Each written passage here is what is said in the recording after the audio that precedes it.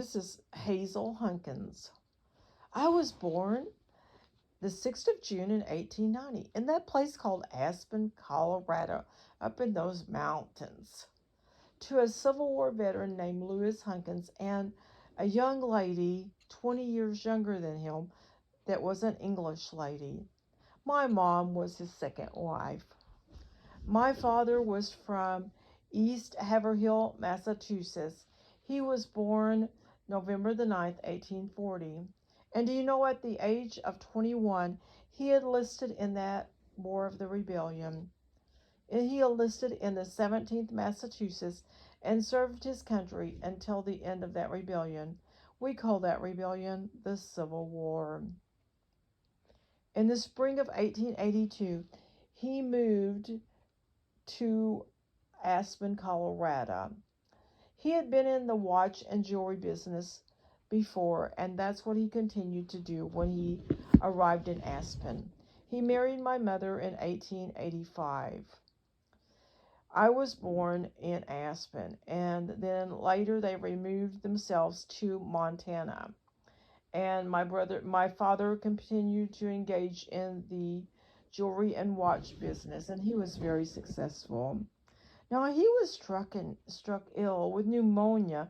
You know, pneumonia was such a harsh disease back in that time, and he died just 2 days later, April the 7th. I was only 16. I was devastated to lose my father at such a young age, but life had to go on. Now my father did have some other children that were back, and one was back in New Hampshire, and then one son, Carl, came out to live with us. Carl and my father had some exciting times. They liked to adventure together. This story my father had so much fun with because he told it over and over when people would come to visit his shop. You see, he had set a trap. He was hoping to get a big bear. They had put this trap out, and it was close to the Woody Creek and the Frying Pass. He had put that out, in the fall. And my brother and he decided, when winter let up, they decided to go see about those traps and see if, you know, any animal had got caught in there. Well, they were going along, and they came to the place that they thought they remembered where they had set the trap. Well, there's no trap there. There's no trap for them to find. However, they're looking around on the ground. They can't see any animal prints really, but it does look like something may have happened to an animal and that the trap might have gotten set off. So they looked all around. They went in a 3-mile radius from where that trap was and where the signs that an animal had gotten caught in the trap. It was a little bloody around there. They were so sad because they didn't find it. As big as the area was, they were hoping maybe it was a bear. Well, they finally became discouraged and they started to be for home. When they reached to one place before they got home, Carl climbed up a small tree. He wanted some gum. He found a tree that he could get some gum out of, one of those sweet gum trees. While my dad was waiting, he decided to put his gun and rest it up against the tree, and he was just leaning back against the tree himself. He was about 20 or 30 feet away from where my brother was, and he just happened to look up. And he was so surprised. To his surprise, he saw a, a bear up in that tree. A bear. He started to aim. He got his Winchester out from leaning against the tree, and he aimed and he fired.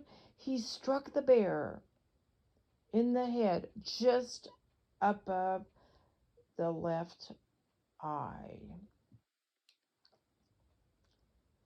That bear, would you believe? It fell down out of that limb, that bigger limb, but it fell on another large branch and it was trapped. On one side was the bear, and on one side was the trap. It was suspended in the air 20 feet from the ground, and the hunters and me, the hunter and my father, they had to go in to the nearest ranch. It was about 2 miles away to get an axe to cut that tree down. But in the end of the day, they had got that bear down out of that tree and they were very happy. My father had that head mounted and put it in his shop for all to see. What a glorious time that was. Yes, it's a wonderful memory. Now, I don't know that you came back here to learn all about my family. You didn't come here today to learn about that. I think there might be another cause that you came for. Well, in 1903, getting ahead of myself. 1903, I was considered the most popular girl and the second smartest and the third most conceited of my class. Actually, they recorded all this in a newspaper clipping. Then in 1908, I graduated from that high school in Billings High School up there in Montana. I was the valedictorian of my high school, would you believe? I was active in debate and basketball. So I decided to pursue college. In 1913, I received a degree in chemistry from Vassar College. I wanted to continue to pursue my studies, and so I was able to get a research assistant job at the University of Missouri in Columbia, Missouri. I dreamed of becoming a practicing chemist. That was my live stream to be that. But no company would hire me. I was a woman. Oh, well, during this time, my mother became ill and she needed me. And so I went on home and helped my mother. Uh, After that, I did continue to search for a job as a chemist. I tried 20 companies, more than 20 companies, and no one, absolutely no one, would hire me as a chemist. Not because there wasn't a job available, there were lots of jobs available, but it was because I was a woman, and no one wanted a woman in that position. Women are not qualified to take that job, they told me. What a joke that was. That's when I became totally upset with the system that we now had, and I was looking for different ways. I did take a different job as a teacher in Montana for a year, and I pondered what to do next. Then I came in contact with a lady named Allison Paul. I decided to dedicate myself to the cause of changing our world. Yes, I did.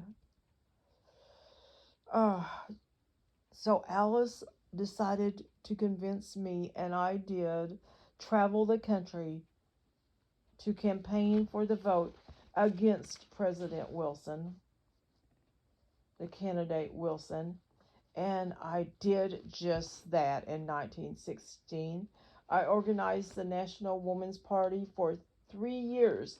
I helped organize that by assisting with state organizers and acting as secretary.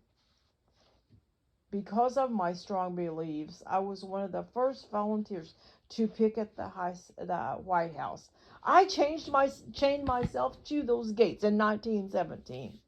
Those days were so hard. The cold weather, the bad company.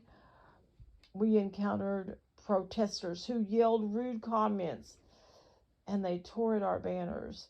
Despite these setbacks, I remained determined for the cause, sharing with my mother the same year that if there's anything that I can do that boils me is to be told I can't do it, especially by that great big fat pompous sloppy dirty dishonest politician. He said that women weren't capable of voting correctly, and in the same breath he said with a smirk that he'd do anything for the ladies. Due to my militant involvement, I was arrested several times, including 1918. I was sentenced for 15 days that time in that jail for participating in the Lafayette Square protests. The authorities arrested the suffragettes that picket, even though it was really those other protesters, those counter protesters, who caused the ruckus and destroyed our signs.